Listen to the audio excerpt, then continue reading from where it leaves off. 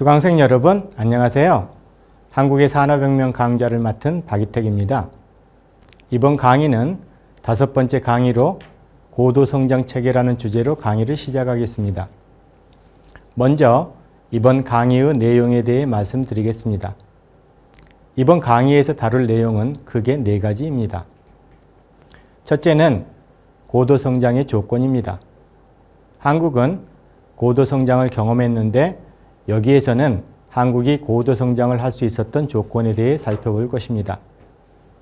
둘째는 부가가치 성장률의 장기 추이입니다. 낙성대 경제연구소 국민계정 추계와 한국은행의 국민계정 추계를 이용하여 부가가치의 장기 추이에 대해 살펴볼 것입니다. 셋째는 산업구조의 변화입니다. 한국도 1차 산업으로부터 공업 및 서비스업으로의 산업구조의 변화를 경험하였는데 부가가치 성장에 대한 각 산업의 기여율의 추이에 대해 살펴볼 것입니다. 넷째는 총저축률과 국내 투자율의 장기 추이입니다. 여기에서는 총저축률과 국내 투자율의 장기 추이를 살펴보고 자본 형성에서 일어난 구조 변화에 대해 살펴볼 것입니다. 먼저 고도성장의 조건에 대해 살펴보겠습니다. 쿠츠네츠는 근대적 경제성장을 연평균 3%의 성장을 100년 이상 지속하는 것으로 보았습니다. 이 동안 인구 증가도 연평균 1% 정도로 늘어나기 때문에 1인당 GDP의 성장은 연평균 2%가 되는 셈입니다. 2%의 성장으로 100년 정도 성장하게 되면 1인당 GDP가 7.2배 정도 늘어나는 셈입니다. 35년 동안 1인당 GDP가 2배가 되는 셈이니 한 세대를 30년으로 보면 후 세대가 전 세대보다 2배에 약간 못 미치게 잘 사는 셈이 되는 것입니다. 이러한 변화가 3, 4대에 걸쳐 일어나는 것입니다. 만약 1인당 GDP가 8%로 늘어나게 되면 어떻게 되겠습니까? 100년 동안 8%의 성장이 지속된다면 소득이 2200배 늘어나는 것입니다. 이와 같은 현상은 일어나기 어려울 것입니다. 30년만 지속되어도 10배 이상의 소득이 늘어나게 됩니다. 정근대 시대에도 1인당 GDP가 상당히 늘어났던 시기들이 있었습니다. 그러나 그와 같은 성장은 오래 지속되지는 못하고 다시 쇠퇴의 시대로 접어들었습니다. 그래서 정근대 시대에는 대체로 잘 살았던 시대와 못 살았던 시대의 차이가 4배 안팎에 머물렀습니다. 연평균 2%의 성장으로 100년 정도 성장을 하게 되면 정근대 시대에 가장 잘 살았던 시대를 훨씬 뛰어넘어 더 잘 사는 시대가 도래할 것입니다. 8%의 성장이라면 그와 같은 변화가 30년, 즉 1세대 만에 끝나는 것을 의미합니다.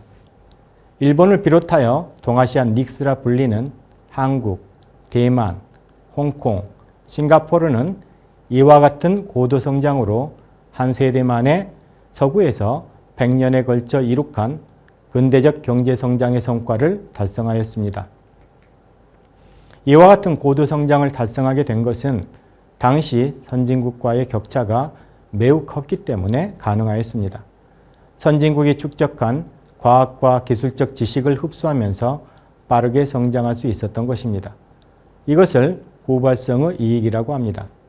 동아시아 국가들이 고도성장을 하여 선진국과의 격차가 줄어들면 고도성장은 종언을 구하게 됩니다. 그때부터는 선진국으로부터 과학과 기술적 지식을 흡수하여 빠르게 성장할 수 없습니다. 스스로가 과학과 기술적 지식의 지평을 넓히면서 성장할 수밖에 없기 때문에 점차 선진국의 성장률 수준으로 수렴해가는 것입니다. 그런데 모든 저개발국들이 후발성의 이익을 향유하면서 고도성장을 한 것은 아닙니다. 고도성장을 하기 위해서는 그것을 가능하게 하는 조건이 갖추어져야 합니다. 이것을 고도성장의 조건이라 하겠습니다. 일본과 동아시아 닉스는 이와 같은 조건을 구비했기 때문에 고도성장을 할 수 있게 된 것입니다. 고도성장의 조건은 무엇일까요? 후발성의 이익을 향유하기 위해서는 선진국의 과학과 기술적 지식을 배울 수 있어야 합니다. 즉, 선진국의 과학과 기술적 지식에 접근할 수 있는 인적 자원이 풍부하게 존재하여야 합니다. 그래서 고도 성장의 조건에 교육적 조건을 포함시켜야 할 것입니다. 한국의 경우 일본과 구미로부터 선진적인 지식을 많이 배웠습니다. 일본어나 영어를 할 수 있는 사람들이 독학으로 일본어 책과 영어 책으로부터 배울 수도 있었지만 일본이나 미국, 독일 등으로 유학하여 선진적 지식을 배운 사람들이 귀국하여 그 지식을 전파하기도 하였습니다. 한국은 고도성장 조건의 하나인 교육적 조건을 어느 정도 갖추고 있었다고 할 수 있습니다. 물론 선진적인 과학과 기술적 지식을 학습하는 것이 바로 고도성장을 가져오는 것은 아닙니다. 선진적인 과학과 기술적 지식을 생산의 체계로 구현할 수 있도록 물질화하지 않으면 안 됩니다. 즉, 선진적인 과학과 기술적 지식을 합체한 물적 자본을 형성하여야 하며 이와 같은 물적 자본을 효율적으로 활용할 수 있는 인적 자본이 형성되어야 합니다. 다시 말해 물적 자본과 인적 자본의 형성 체계가 만들어져 있어야 합니다. 그래서 고도 성장의 조건에 자본 형성 체계를 포함시켜야 할 것입니다. 자본 형성 체계는 국내 저축을 기반으로 하여 마련할 수도 있지만 차관이나 외국인 직접 투자에 의존하여 마련할 수도 있습니다. 뒤에서 살펴보겠지만 한국은 차관에 의존한 자본 형성의 체계에서 시작하여 국내 저축을 기반으로 한 자본 형성의 체계로 진전하였습니다. 이 물적 자본과 인적 자본을 결합하여 생산물을 만들고 그것을 판매하여 수익을 창출할 수 있도록 하는 기업가들도 있어야 하며 이와 같은 체계가 잘 돌아갈 수 있도록 제도적 체계를 만드는 국가도 필요합니다. 그래서 고도 성장의 조건으로 혁신적 기업가와 국가를 포함시켜야 할 것입니다. 기업가와 정부의 혁신적 활동 중에서 어느 것이 더 핵심적인가에 대해서는 아직 명백하게 구명되었다고 할 수는 없습니다. 정부의 역할은 기업이 효율적인 자원 배분을 할 수 있도록 시장 경제적인 제도적 체계를 갖추는 데 한정하여 한다는 견해도 있으며 새로운 산업을 혁신적으로 만들어낼 수 있는 기업가가 없는 상태에서는 정부 자신이 기업가적 역할을 적극적으로 수행하여야 한다는 견해도 있습니다. 시장주도 가설과 정부주도 가설의 논쟁은 이 문제와 관련되어 있다고 할 수 있습니다. 시장주도 가설은 저개발국에는 시장에 의한 효율적인 자원 배분이 작동하지 못하도록 하는 다양한 덫이 존재하는데 이와 같은 덫을 제거하여 시장이 제대로 기능하게 함으로써 자원의 효율적인 배분을 하게 하는 것이 고도 성장을 밑받침하는 제도적 체계의 핵심으로 봅니다. 정부주도 가설은 저개발국이 고도 성장을 하기 위해서는 시장에 의한 효율적인 자원 배분만으로는 충분하지 않고 수출을 촉진한다거나 특정 산업을 발전시키기 위한 정부의 차별적 개입이 고도 성장을 밑받침하는 제도적 체계의 핵심으로 봅니다. 이 중 어느 것이 맞는 견해인가는 고도 성장을 실현한 일본과 동아시아 닉스의 역사적 경험으로부터 판단할 수밖에 없습니다.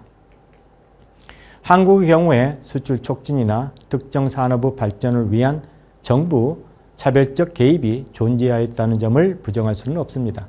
다만 이와 같은 차별적 개입에도 불구하고 고도 성장을 한 것인지 이와 같은 차별적 개입 때문에 고도 성장을 한 것인지에 대해서는 여전히 논란이 있습니다. 이 중 어느 견해가 맞는 것인지에 대해 논하기 이전에 이와 같은 문제 설정이 제대로 된 문제 설정인지를 검토할 필요가 있습니다. 영국은 그에 앞서 산업혁명을 완수한 국가가 없는 상태에서, 즉 영국보다 생산력적 우위를 가진 국가가 없는 상태에서 산업혁명을 수행하였기 때문에 주도적인 산업의 발전을 위한 정부 특별한 조치 없이도 산업혁명이 가능하였습니다.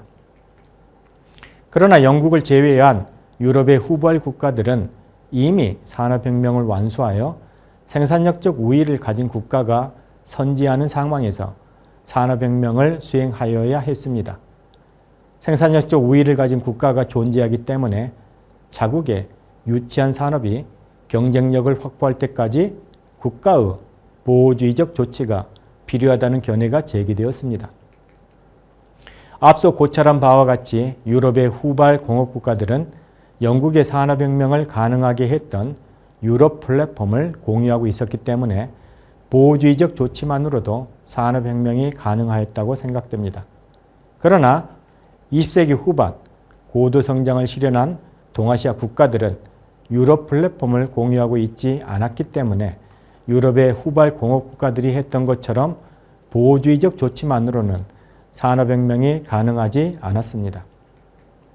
어떻게 해야 선진 산업국가들로부터 과학과 기술적 지식을 흡수하여 고도 성장을 추진해 나갈 수 있는 민간 기업가들이 형성될 수 있을지 이 물음에 대한 해법을 찾고 그 해법을 적극적으로 추진할 수 있는 국가가 필요할 수 있습니다.